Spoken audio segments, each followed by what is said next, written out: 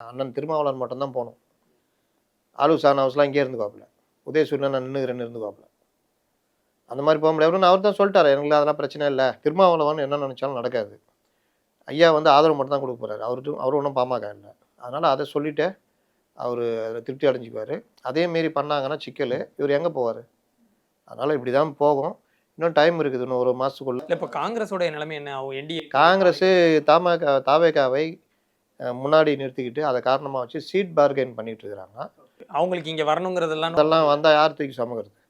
இவங்களே தடுமாறிக்கிட்டு இருக்கிறாங்க. இவங்க வர நேரத்துக்கு அவங்க என்டிஏ போறேன்னு போயிட்டா என்ன பண்றது? அப்ப இந்த பஸ்ஸையும் அந்த பஸ்ஸையும் விட்டு நடு தெருல நிக்கிற மாரி ஆயிடும். டிவிகேவா அவங்க யூஸ் பண்ணிக்கிறாங்க சீட் பார்கெனிங். யூஸ் பண்ணிக்கிட்டு சீட் பார்கெயின் பண்றாங்க. ரொம்ப உணர்ச்சி வசப்பட்டு கட்சியில இருக்கவங்க எல்லாம் ரொம்ப தீவிரமா பேசுற மாதிரி இருக்கு. நீங்க உங்களுக்கு தெரியல. காங்கிரஸ் எல்லா காலத்துலயும் அப்படிதான். நீங்க இன்னைக்கு பாக்குறீங்க. சேர்லாம் உடையும். டெய்லி வண்டிக்காரன் வந்து நிப்பாங்க. பழைய பிளாஸ்டிக், ஈய பித்தளைக்கு வாங்குறதேன்னு.